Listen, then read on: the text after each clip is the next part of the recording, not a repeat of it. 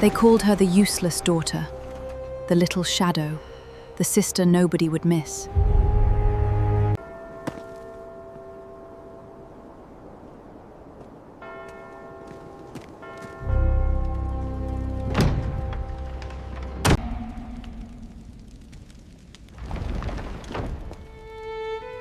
Why did they spend 20 years teaching you to believe you were worthless?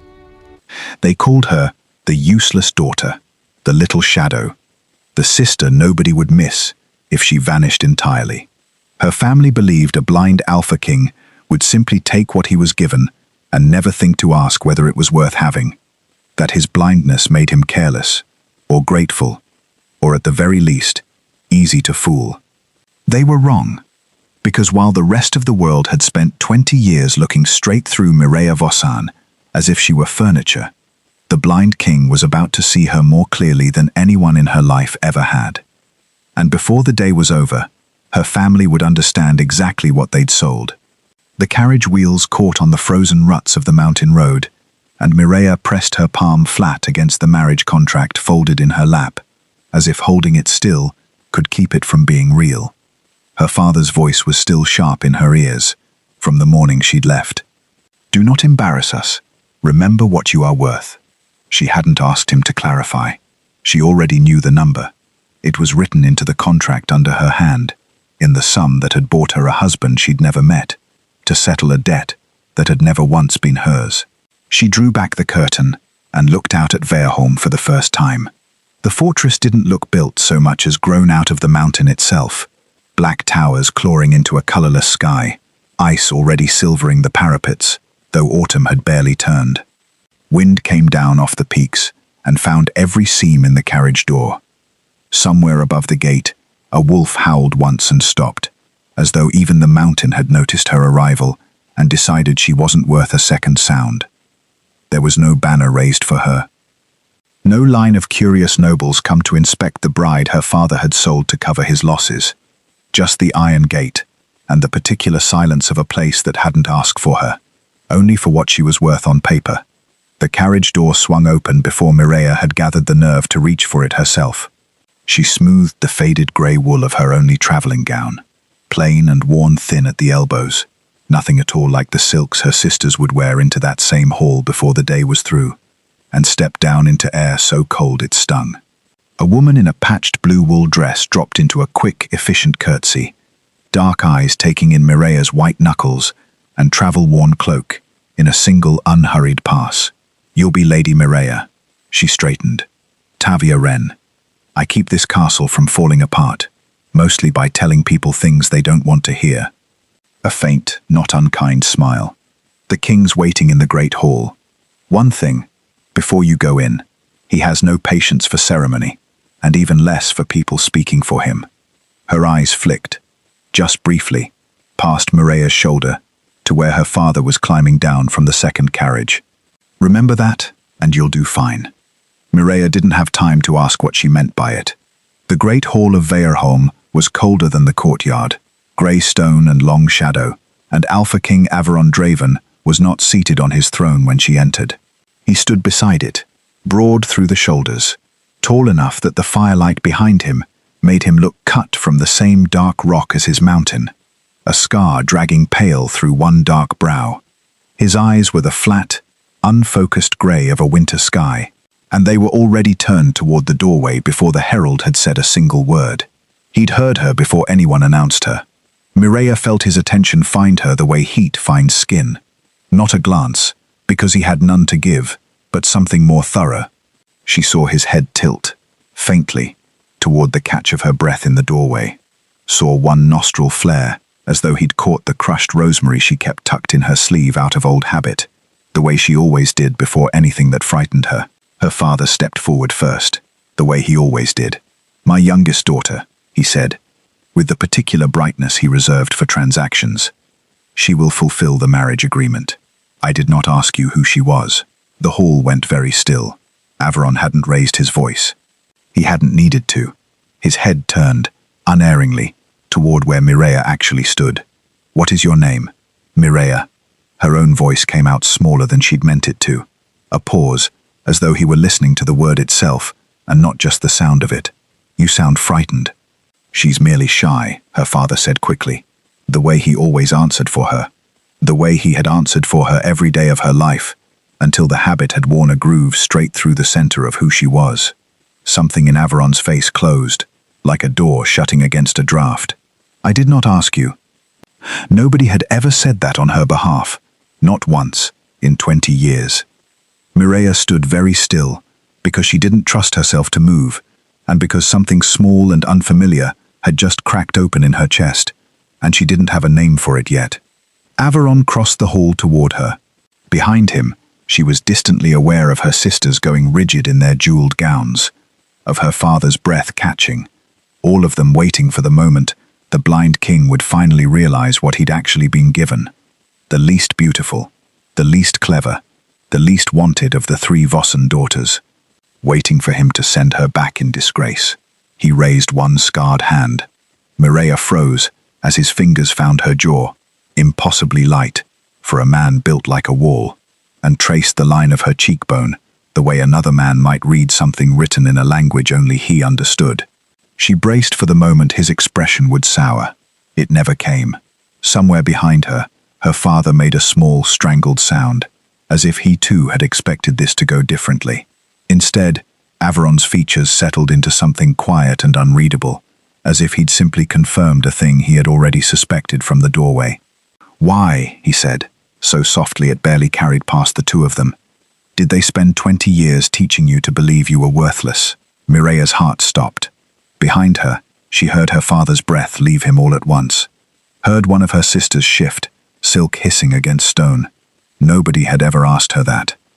Not her mother, in all her silences. Not her sisters, in all their laughter. Not even Mireya herself, in the small dark hours when she'd lain awake and simply believed it. And somehow, impossibly, the one person who had never once seen her face was the first person who had ever truly looked. How could a man who couldn't see her at all already know the exact shape of everything she'd spent her whole life trying to hide? Before we continue, please hit the subscribe and like button and tell me which city you're tuning in from. I love to know where this story found you. Now let's dive in. Mireya didn't move, couldn't ask, because what would she even ask? How do you know the number of years? How do you know what I was taught? How do you know the shape of a truth I have never once said aloud? Averon's hand fell away from her cheek before she found the words. Whatever door had opened in his face a moment ago had already closed again, smooth as water settling. The contract binds a debt, he said, to the hall at large now, not only to her. It does not bind her. His unfocused eyes moved, unerringly, toward her father. Lady Mireya is not property that changes hands twice. She is my wife, or she is nothing to me at all. There is no third arrangement in which I own her. Her father opened his mouth, shut it again. Averon turned, and the audience was over, before anyone had decided it should be. Tavia appeared at Mireya's elbow, as if summoned by the silence, murmuring something about rooms and rest, and Mireya let herself be led away, with her heart still going too fast to make sense of anything at all. That evening, a servant came for her. His Majesty will see you in his study. She found him standing at a window that showed him nothing, his back to the door, as though he'd heard her coming from 3 corridors away, and had simply been waiting for her to arrive. Sit if you'd like, he said, or don't. I only ask that you listen. She sat. You were sold to me, Averon said, without softening it. I will not pretend otherwise, and I will not insult you by calling it something gentler than what it was. But I will never own you. Not tonight. Not on any night after this one. He turned from the window. So I am giving you a choice your family never thought to give you. Stay and become my wife in truth, not merely on paper. Or leave. I will see you given enough gold to build a life of your own choosing, far from a family that sold you and a king you never asked for. Or stay a while longer, without deciding anything yet, until you know which of those you actually want. Mireya sat very still. Nobody had ever handed her a choice before, not once. Her whole life had been decided in rooms she wasn't invited into, by people who never thought to ask what she wanted, because it had never occurred to them that she wanted anything at all. Why? She managed. Does it matter to you which I choose? Because a wife who stays out of fear is a stranger in my house. I would rather have no wife than that. She didn't answer that night. But 3 days later, she found she already had. Not because she loved him. Not yet. Not even because she trusted him. She stayed because the only alternative was returning to a house that had sold her like livestock, and because some small, stubborn part of her wanted to understand the man who had looked at her and seen 20 years of silence instead of a plain, unremarkable face. She began paying closer attention to him, the way he seemed to pay attention to everything. He knew Tavia by the particular quickness of her step and the catch of her breath before she'd crossed the threshold. He knew when a guard lied about the hour he'd come off watch, because the man's voice climbed half a note and his heart forgot its rhythm for exactly as long as the lie lasted. He noticed when the great hall grew a degree colder, before anyone else complained of a draft. He could repeat, word for word, a conversation held weeks earlier, as though it were carved somewhere behind his sightless eyes, and never wore away. He was not a man the world had made helpless.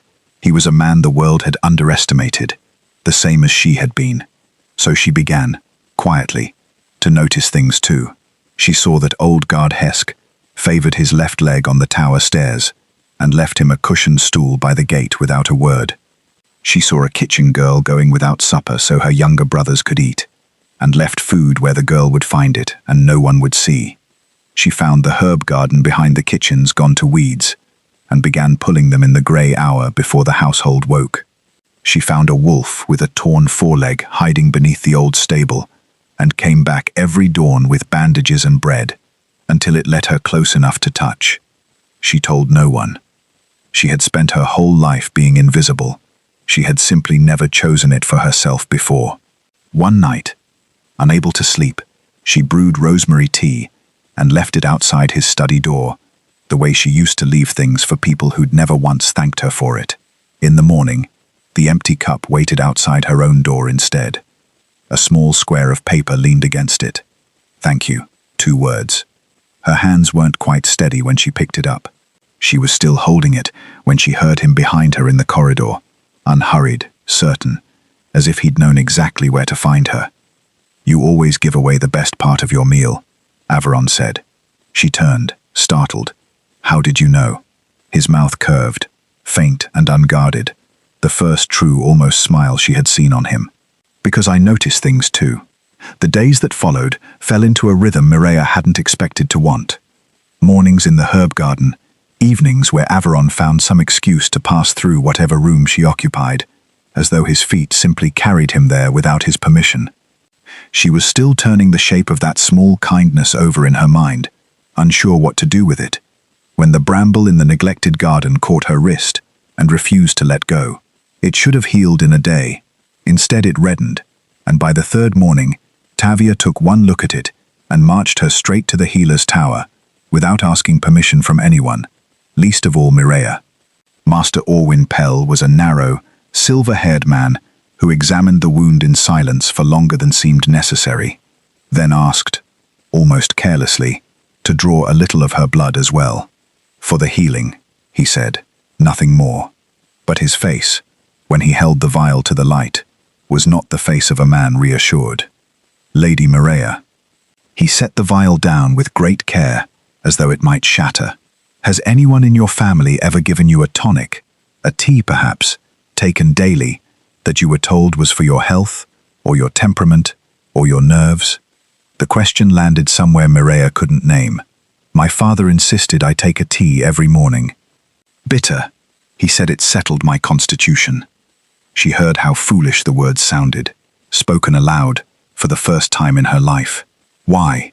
Because there is a suppressant in your blood, Orwin said quietly. Old, layered in over years, by the look of it. Not a single dose, but a practice.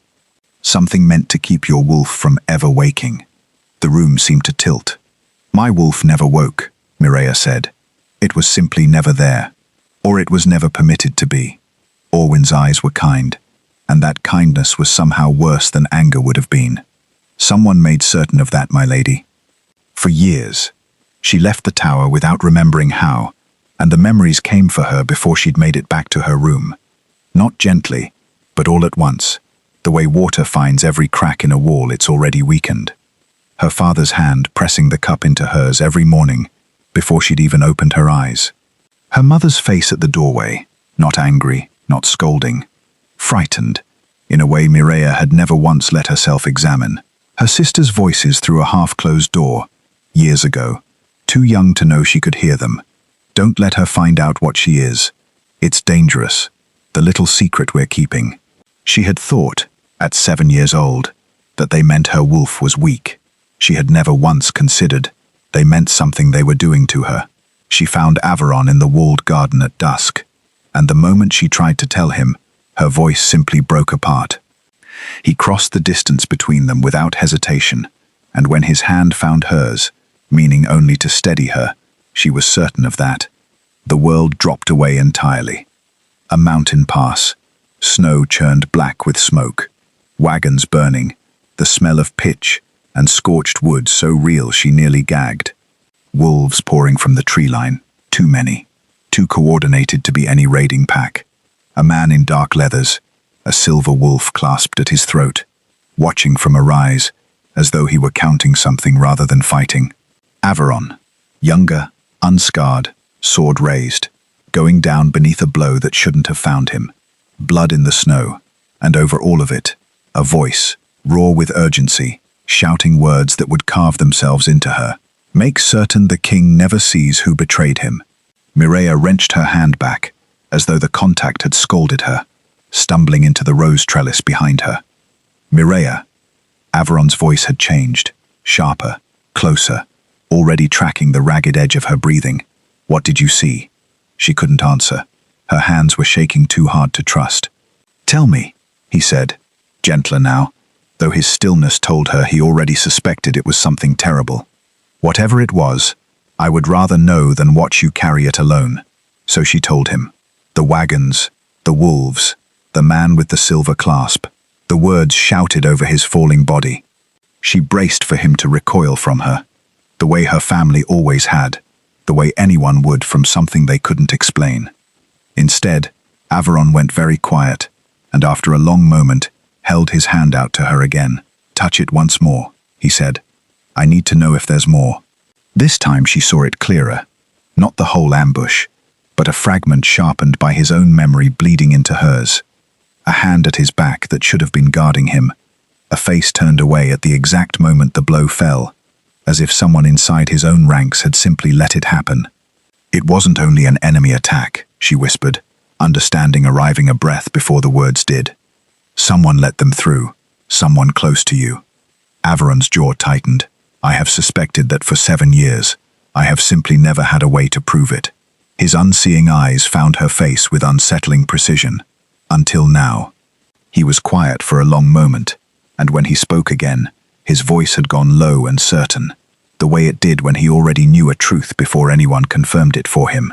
Your family did not send you here by accident, Mireya. His hand found her cheek, steady despite everything. They sent you because they were afraid of what you might become. His words stayed with her through the night. They were afraid of what you might become, turning over and over, without ever settling into something she could rest against. 3 days later, a messenger arrived from House Vossan, mud-spattered and travel-worn, requesting a private audience with the young Lady Vossan, before he would speak with anyone else. Mireya received him in the small parlour off the east wing, and the moment he unfolded her father's letter and began reading it aloud, instead of simply handing it over, she understood he'd been told to watch her face while she listened. Her father wanted to know where the king kept his soldiers garrisoned. Which mountain passes stood unguarded through the winter months? How many of Averon's warriors remained loyal to him, and how many merely feared him? Whether the blindness that made him seem so formidable at court had, in truth, left cracks his enemies might slip through. Mireya sat very still through all of it, hands folded in her lap the way she'd been taught, while something cold settled behind her ribs. She hadn't been sold merely as a bride to settle a debt. She had been sold as a set of eyes her father meant to plant inside enemy walls. She dismissed the messenger with an answer vague enough to mean nothing, and that night, Unable to sit still with what she now suspected, she pulled apart the small trunk she'd carried from home, board by board, until her fingers found a seam that didn't belong, a loose plank beneath the false bottom, and beneath that, a second letter, folded so small it had gone unnoticed even by her. It was in her father's hand. Instructions, not affection.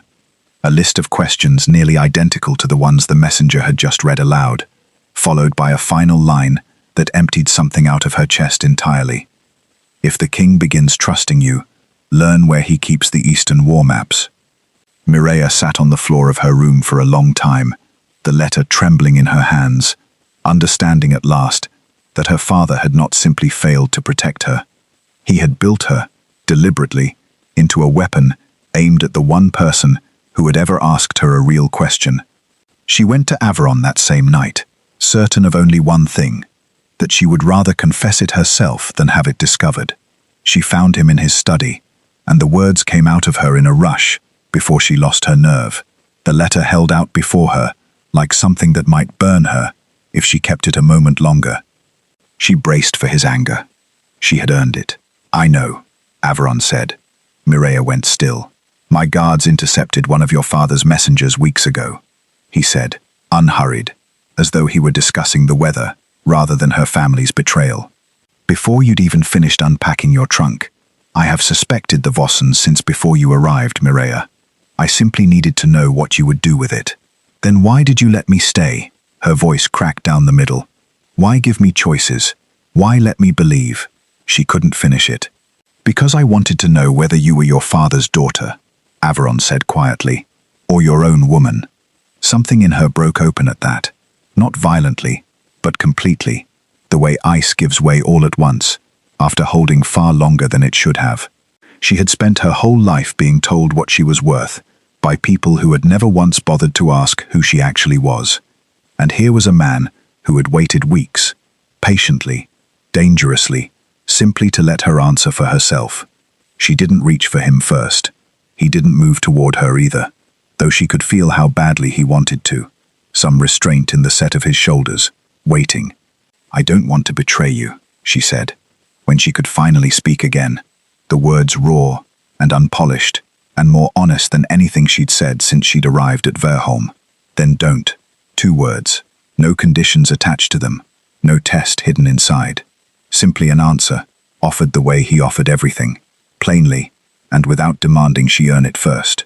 It was Mireya who closed the distance then, who reached for his hand, the way she hadn't quite dared to since the garden, and this time he let her, steady and warm, and utterly unsurprised, as though he'd simply been waiting for her to choose it herself.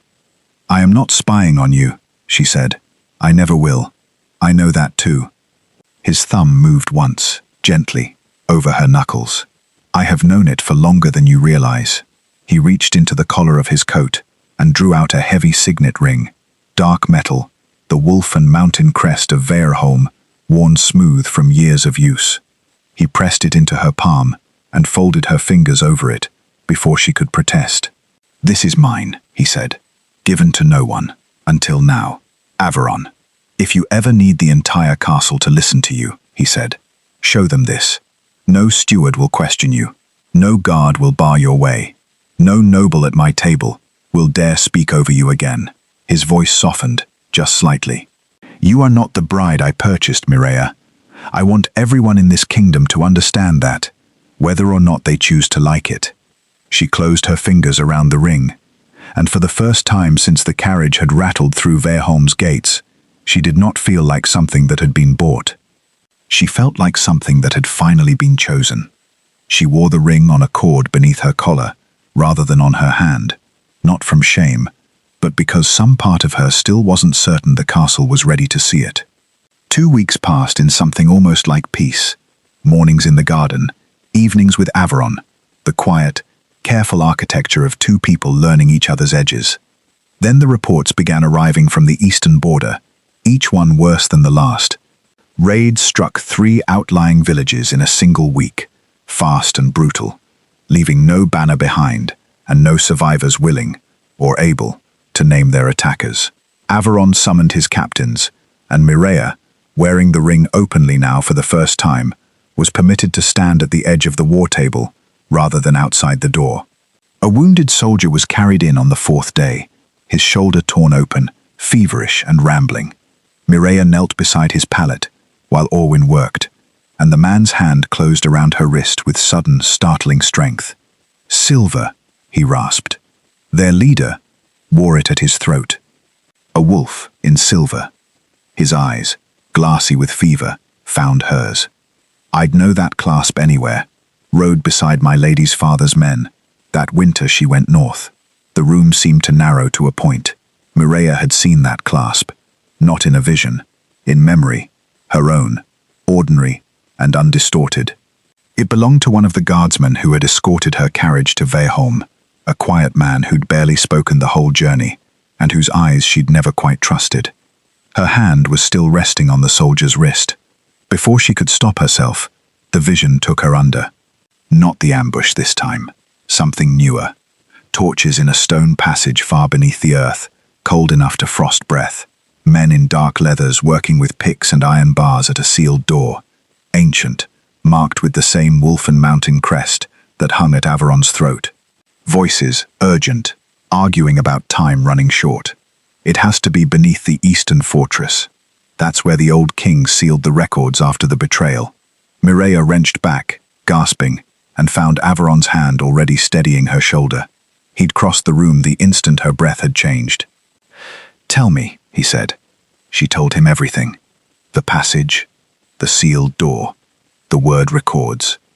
Averon's jaw went tight in the way she'd learned meant he was holding something back from his voice. "There is a chamber beneath the eastern fortress," he said slowly. "Sealed, since before my father's reign.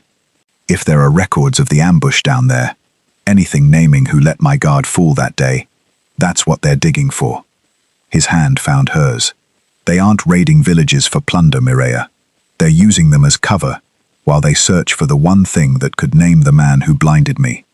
That night, Mireya could not sleep, and she found herself in the small parlor where she'd once received her father's messenger, staring at nothing until Tavia found her, and, gently, without being asked, told her what the guards had already reported to the king, that a second letter had been intercepted that week, in her father's hand, addressed not to Mireya, but to someone within Werewolf's own walls. Her father was still writing, still working the coin her family owed into something sharper.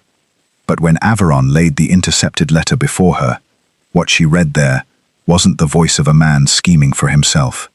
It was the voice of a man being told exactly what to write, and by whom. Instructions relayed through her father's hand, from a name Mireya had heard at court only in passing. Lord Caedmon Rise, once counted among the old king's most trusted advisors, quietly eased from power years before Mireya was ever born. "He holds half of House Vossan's debts," Averon said grimly, "which means he has held your father by the throat for years, long before your father ever thought to sell you to settle them." His voice hardened. "Caedmon does not want gold, Mireya. He wants my throne. And your father has been his instrument since before you were old enough to understand what that meant."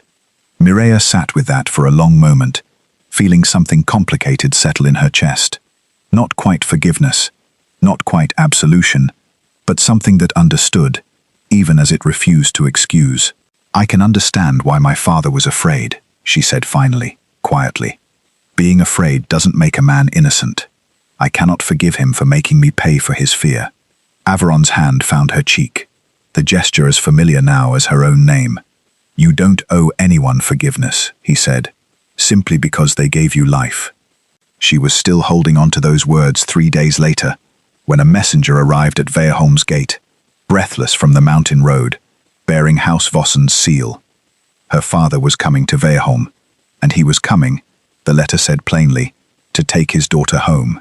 House Vossan arrived at midday, banners snapping in a wind sharp enough to cut. Isolde and Brizel descended from their carriage in blue and gold silk, jewels catching what little sun the mountain allowed, dressed exactly as they had been dressed for every occasion meant to be looked at, rather than lived through. Mireya stood in the courtyard in the same simple grey she had worn from the beginning, Averon beside her, rather than in front of her. his ring resting warm against her collarbone beneath the wool. Her father dismounted without waiting for a groom, already speaking before his boots found stone. "Mireya, gather your things. You are coming home. This is my home now." She hadn't planned to say it so plainly, but it came out steady, and she watched something in her father's face falter at the sound of it, as though he had expected tears, or silence, or the same small folding in she had always done at the sound of his voice, and had found none of those things waiting for him instead. His face darkened.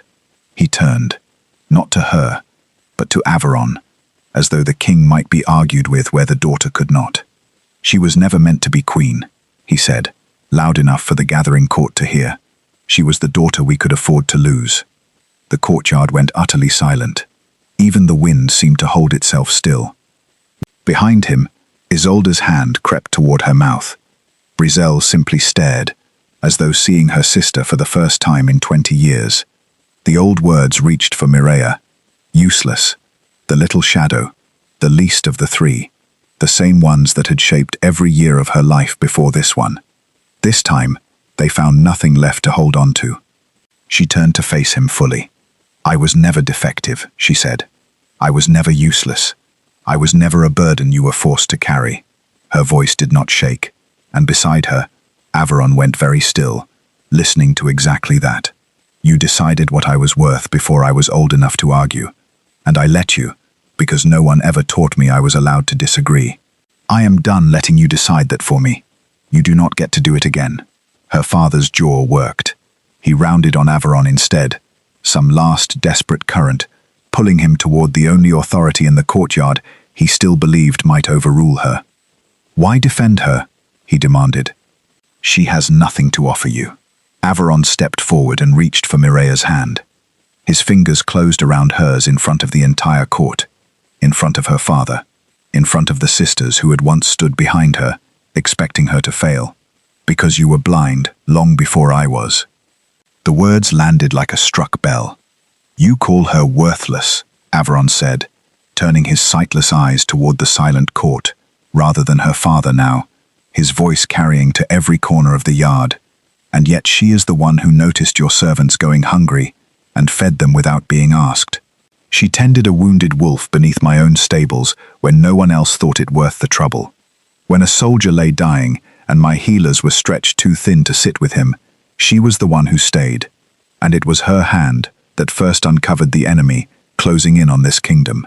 She found the truth of a conspiracy that has hidden inside my own walls for 7 years, when staying blind to it would have cost her nothing at all." His grip on her hand tightened. "She chose my loyalty over her own family's, when betrayal would have bought her an easier road home. You sold me a wife you believed was worthless." He paused, and even his silence seemed to hold the whole courtyard. "What you gave me was the woman who saved my kingdom." No one spoke. Mireya was distantly aware of her father's mouth opening on words that never came, of the particular quality of silence that only follows something true, said too loudly to unhear.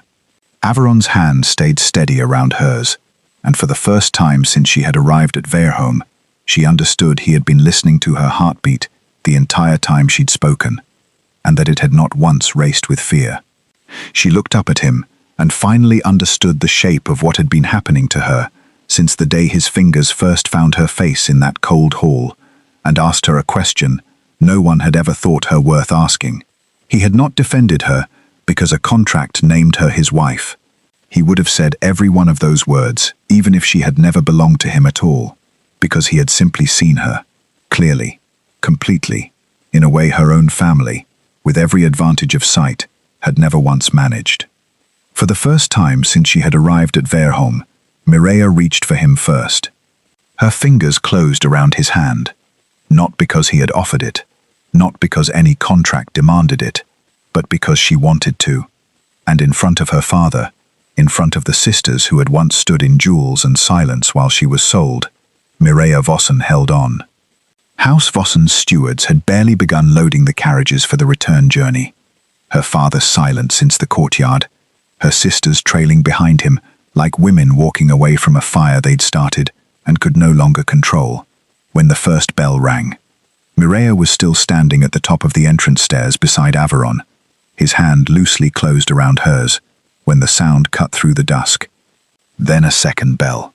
Then all of them at once, a frantic cascade of iron that carried nothing ceremonial in it at all.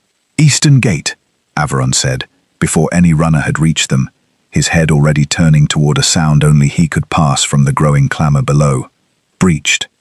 Fire bloomed over the lower courtyard within minutes. A torch flung wide, a storehouse catching, the whole yard washing orange and smoking, as men in unmarked leathers poured through a gate that should have held against anything. Guards shouted orders that contradicted one another. Somewhere below, a horse screamed, and the smell of pitch and scorched wood reached Mireya, even from the stairs, sharp enough to catch in her throat. "Get inside," Averon told her, already moving down the steps, toward the fire rather than away from it. "Your Majesty, you cannot," a captain started. "I can hear an arrow knock 4 rooms away," Averon said, without slowing his stride. "I will not stand behind a door while my men bleed for me." He was down the stairs before anyone found the nerve to argue further, and Mireya, rather than retreating, went after him.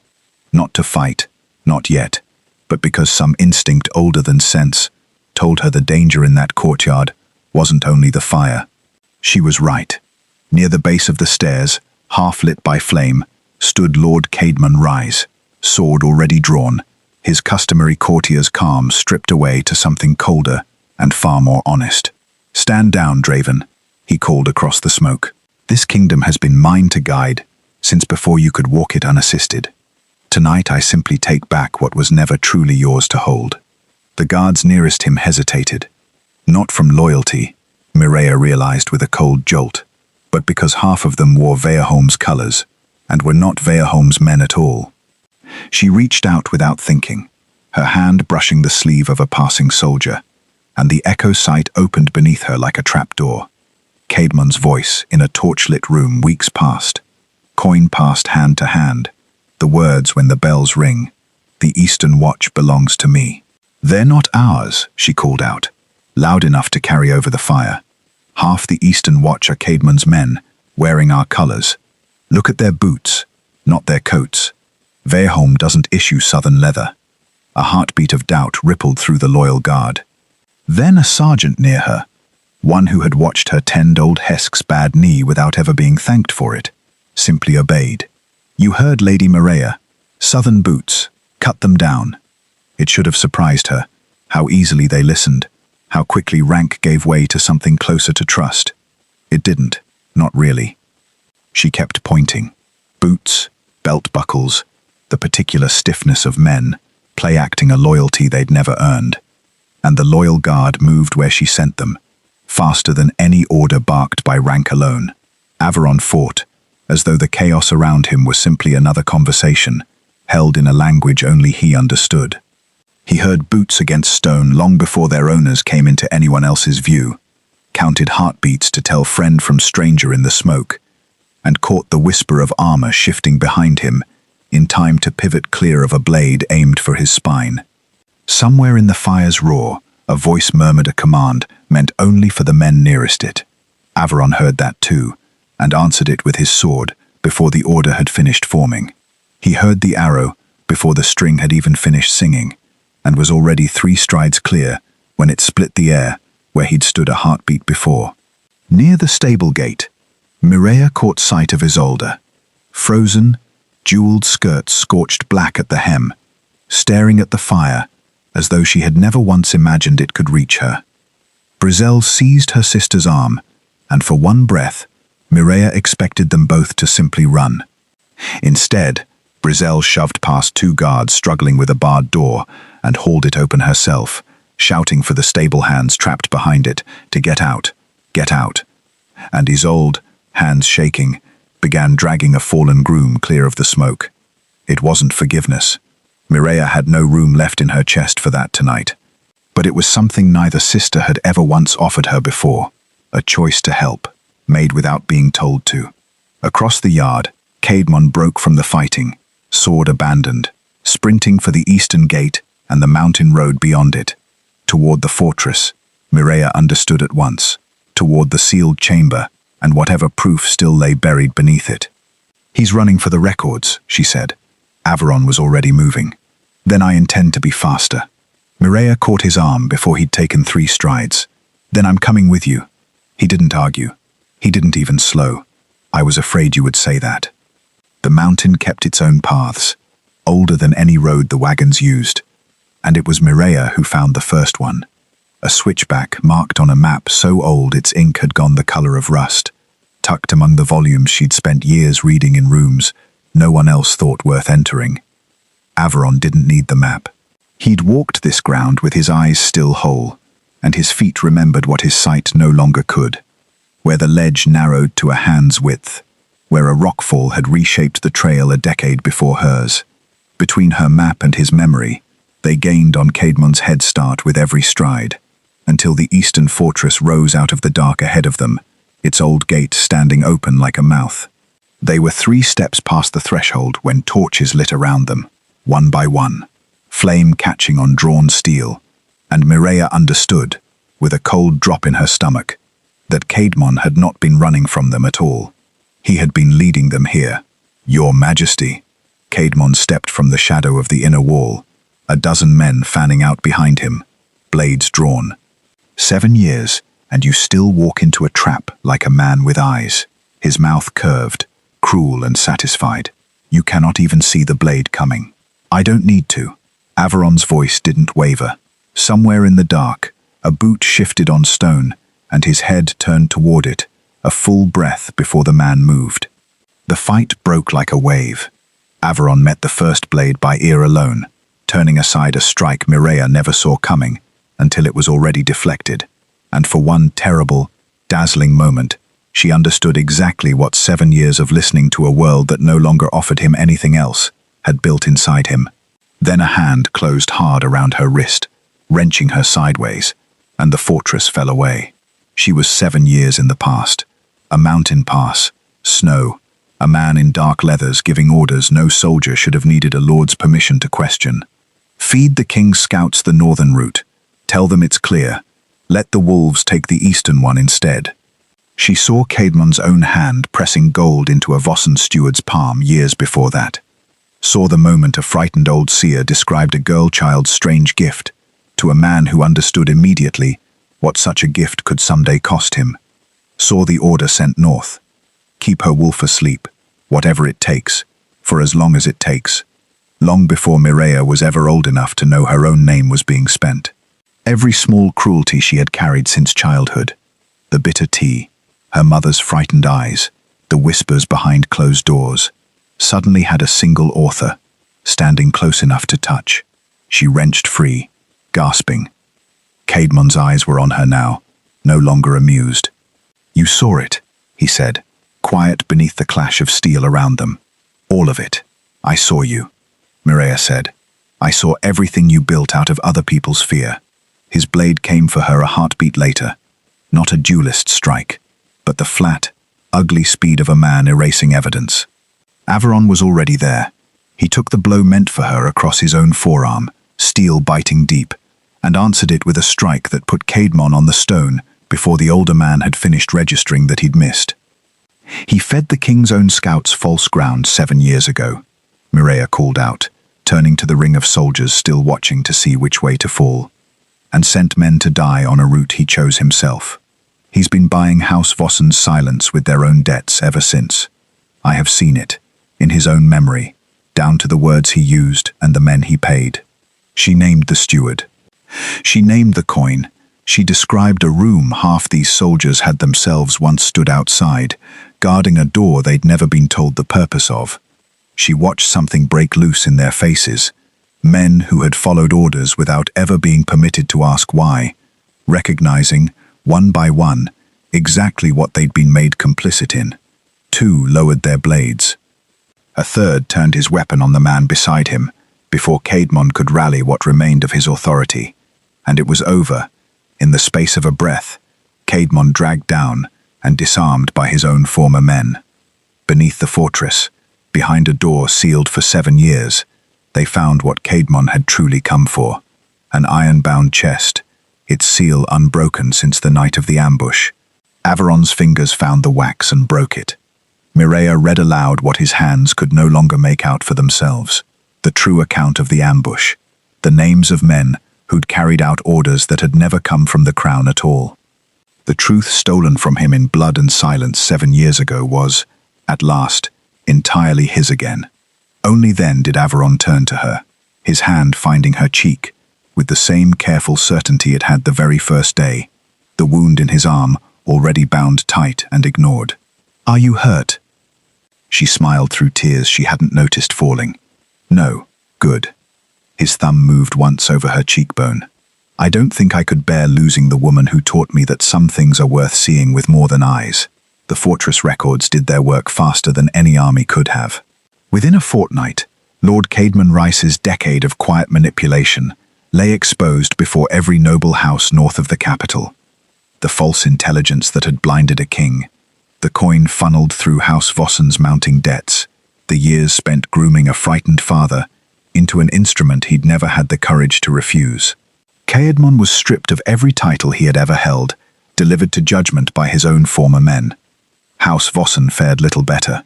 What remained of her father's standing at court dissolved within the season, spoken of in the same breath as treason, though he had never wielded the knife himself, only carried it, obediently, for someone else's hand.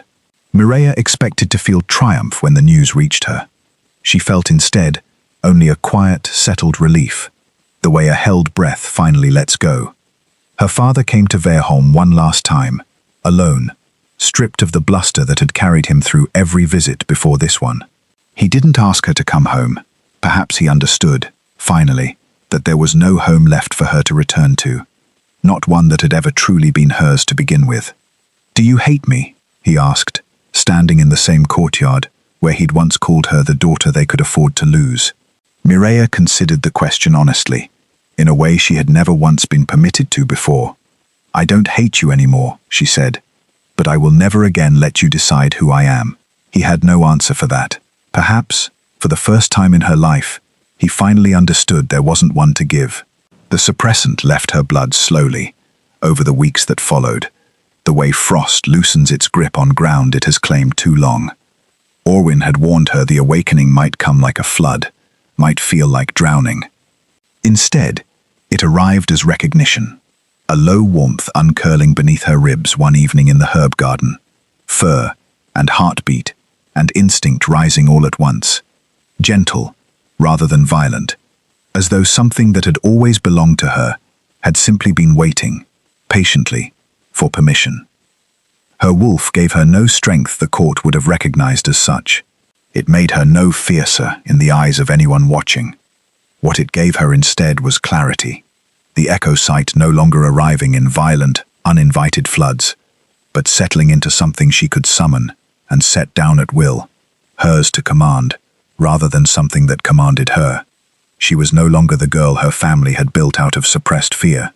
She was, finally, entirely herself. Averon found her there, in the garden, as he so often did now, as though some part of him had simply learned the shape of where she'd be at any given hour. "I have a question for you," he said, "and I want you to actually consider it, rather than agreeing because it's easier." She waited. "Marry me again." His hand found hers, certain as it always was. Not for a debt, not for a contract, or an alliance, or anything either family could claim credit for arranging. His thumb moved once over the ring, still resting warm at her collarbone. "The first time, they gave you to me, Mireya. This time, I am asking you." She didn't need to consider it at all. "Yes." Later, when the roses along the garden wall had gone dark with dusk, and the light had faded to something soft and grey, Mireya asked him the question that had followed her since that first cold afternoon in the great hall, since his scarred fingers had first found her face, and asked what no one else in her life ever had. "What did you see in me?" Averon smiled, and reached for her cheek the way he always did, as though her face were something worth reading again, every single time. Everything they refused to see.